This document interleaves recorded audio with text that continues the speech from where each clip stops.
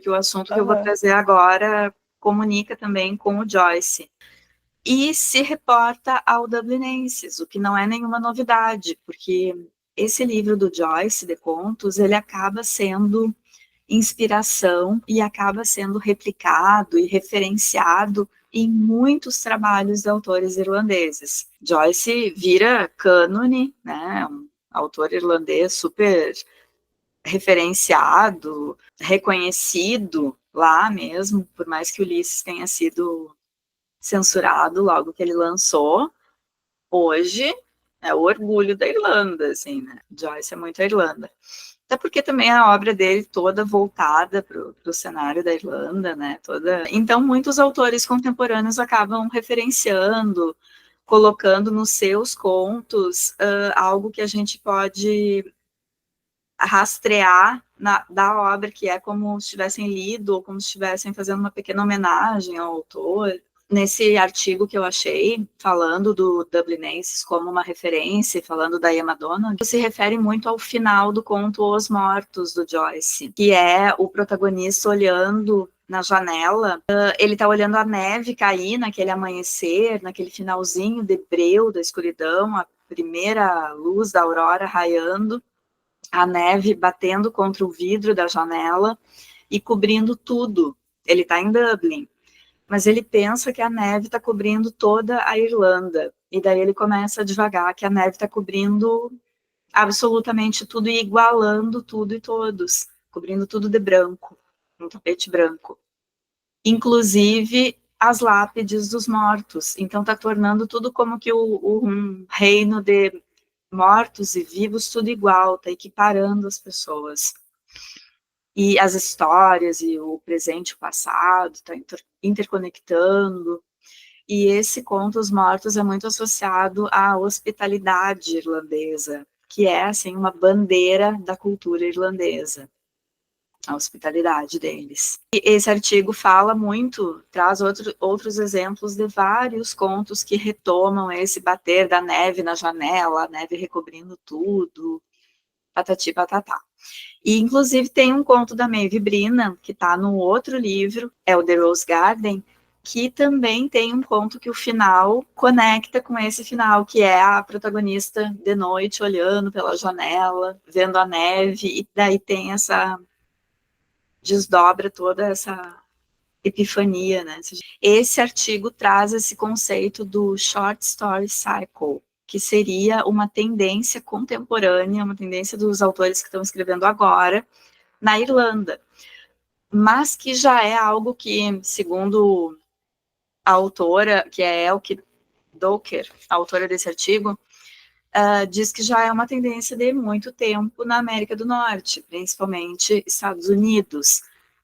Quer dizer, esse ciclo de contos em ciclo.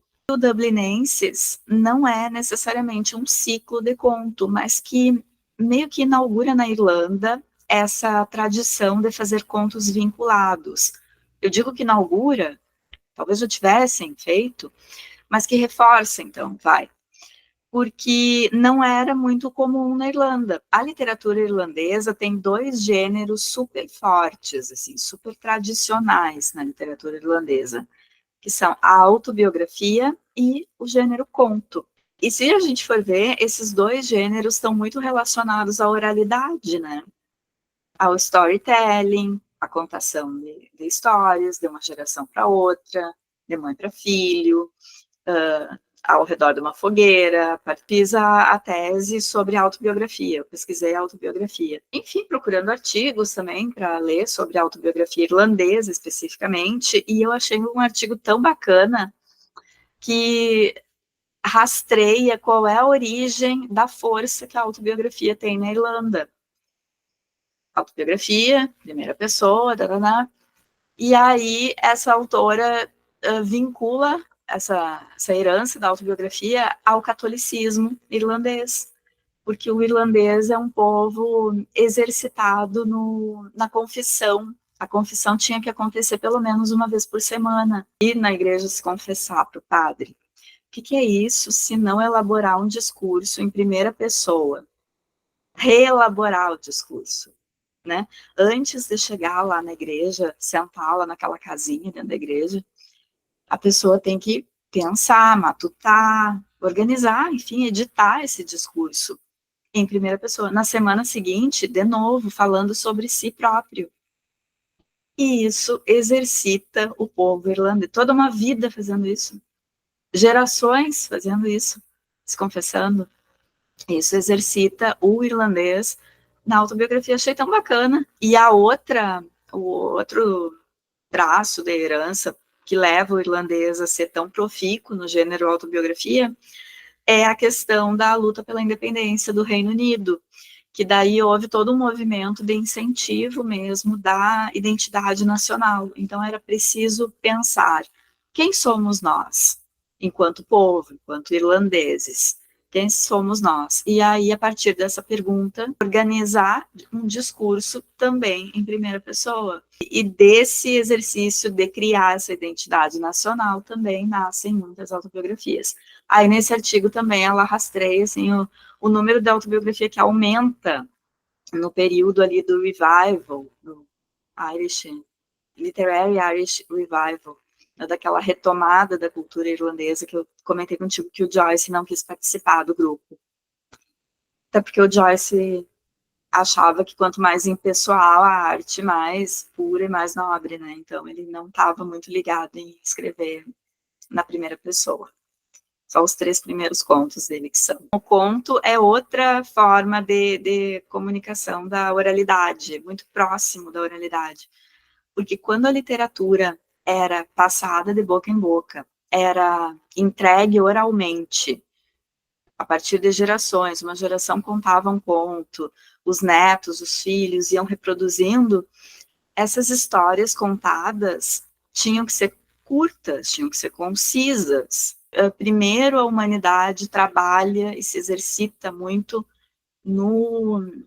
na construção de contos, e só depois, com o desenvolvimento da prensa, dos tipos móveis, é que a humanidade vai começar a investir em romances longos, com capítulos, porque aí pode compilar ali no papel, de forma mais barata. Né? Enquanto estava aqui no falar, a disseminação das histórias, aí tinha que ser curto, para dar para decorar, né? E para que numa contada de conto a história ficasse fechadinha. Mas o que isso tem a ver com esse conceito aí do ciclo? Nos primórdios, no início, na antiguidade da literatura irlandesa, os contos eram apresentados, os contos irlandeses eram apresentados em coleções ou compilações em que um conto não necessariamente dialogava com outro dentro do livro. Então, o autor lançava e os contos eram totalmente independentes. E lançava lá a coletânea. Podiam ter temáticas diferentes dentro do mesmo livro, contos de tamanhos diferentes, enfim, abordagens, estilos, tudo diferente. Mas desde a década de 1960, por aí, na América do Norte, essa autora desse artigo diz que já era usual, no Canadá, Estados Unidos, lançarem livros de contos em que um conto conectava com o outro, formando, então, um ciclo, que poderia ser considerado até como uma novela. E isso, atualmente, na literatura irlandesa contemporânea, é uma tendência, é o que vem sendo feito. Esses contos, então, que um tem uma comunicação com o outro, ou porque tem um mesmo protagonista, ou porque tem uma mesma personagem, ou porque acontecem todos no mesmo cenário, ou porque todo o livro de contos tem um mesmo tema, por exemplo, mães e filhos, por exemplo, questões de imigração. O que seria a diferença entre esse short story cycle, esse ciclo de contos, e, por exemplo, capítulos em um romance? Será que esses livros, então, não seriam romances? Eu não tinha pensado no Vidas Secas, o Graciliano, mas é verdade. E eu acho que talvez seja uma característica do Graciliano, porque em infância também tem, eu não sei se todos os capítulos, mas alguns capítulos funcionam, são fechadinhos no sentido de ter começo, meio e fim. Se tu lê só o capítulo como um conto, ele funciona, não fica perdido, porque os contos, todos os contos do livro The Springs of Affection, tem 6 contos do casal Derdon, mas todo o livro, os 21 contos, são dentro da mesma casa. Então, me parece que é um grande ciclo. Então, dentro desse grande ciclo do Springs of Affection, porque é no mesmo endereço, ainda tem a questão de ter dentro 3 pequenos ciclos. O primeiro é o ciclo das histórias autobiográficas, que tem, acho que, 6 ou 7 contos.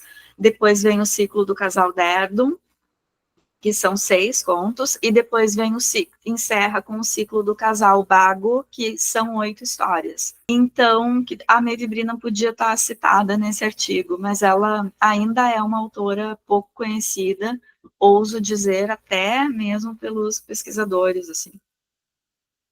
Esse artigo, ele foi publicado no The Canadian Journal of Irish Studies, então, canadense, uma publicação canadense. A autora não sei de onde é, mas talvez seja do Canadá. O título do artigo é The New Dubliners, Contemporary Irish Short Story Cycles. E daí ela cita como uma grande promessa aí desse formato teórico, né, a Emma Donald. E nasceu em Dublin, é uma dublinense. E eu gosto da Emma Dunning por vários motivos, porque eu gosto do texto dela, eu não li muito sobre, mas a gente acaba conhecendo, e eu aposto que tu conhece a obra dela, alguma coisa da obra dela, mesmo antes de ter lido. Alguns romances da Emma viraram filmes muito populares nos últimos anos, que é o caso de O Quarto de Jack, que no original, no livro dela, é Room.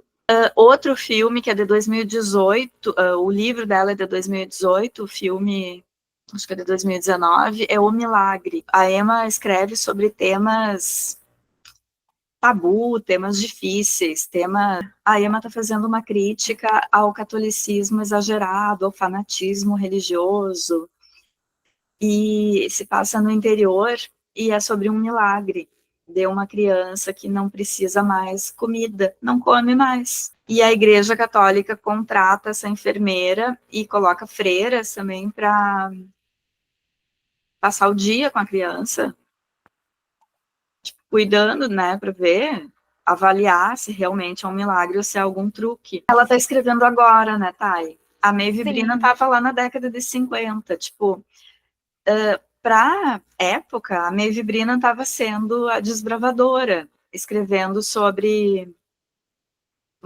colocando mulheres como protagonistas, mas no outro livro, a Maeve Brennan tem umas protagonistas mais que causam mais estranheza, assim. Por exemplo, tem uma protagonista que é a mãe da Rose, inclusive, que é manca.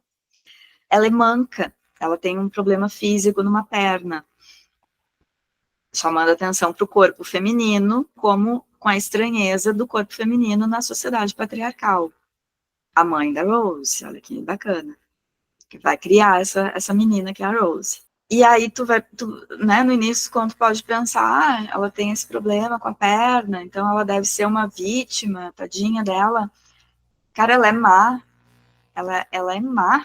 Nos contos do casal Derdon, o nome da Mary não é mencionado, é mencionada a mãe da Rose como uma pessoa má. Não menciona o problema da perna e não menciona o nome. Eu que tive esse insight doidão de achar que é. E aí, essa mulher é má, sabe? Ela é no sentido de perversa mesmo. Ela é má pro marido, aí ela tem essa filha, ela meio que não gosta da filha, ela tem um pouquinho de inveja da relação da filha com o marido. Então, também tá num lugar que lá, quando a Maeve Brennan lançou, devia causar estranheza, porque lembra de toda a mística feminina, que naquela época o corpo da mulher era para cuidar da casa e ser a mamãe zelosa. Então, na época, isso devia incomodar. E agora a Emma traz esses contos que para o nosso tempo nos colocam a pensar também. Há exemplos que o artigo aqui ele cita de clássicos short story cycles, que daí são before, aí, da década de 60, que são o Decamerão, o clássico, que também é um exemplo muito citado quando a gente pensa no formato de moldura, né, que é aquele compilado de contos que tem um ponto inicial que explica, ou não chega a ser um conto, é uma apresentação, e tem um arremate no final, que é a moldura. Sim. Contos da Cantuária, que, se não me engano, também tem moldura. Eu sei que tem um prefácio de apresentação, mas agora não estou lembrando se tem o arremate. Mas, enfim, são contos que a autora classifica como remanescentes dos contos em ciclo, porque um conecta com o outro, todos são dentro de uma jornada, uma expedição medieval para visitar a Cantuária, a abadia essa. E o classicão Mil e Uma Noites, que Sim. Todos têm a mesma narradora. E aí sobre a Emma, mais uma coisa super interessante. A Emma, quando a Maeve Brina morreu, né, ela estava há muitos anos esquecida, em 1993. Quando ela morreu, que esse editor fez o compilado dos 2 livros, o The Rose Garden e o The Springs of Affection, o nome da Maeve Brina voltou a ser lido, ela voltou a ser lida, voltou a ser publicada, enfim.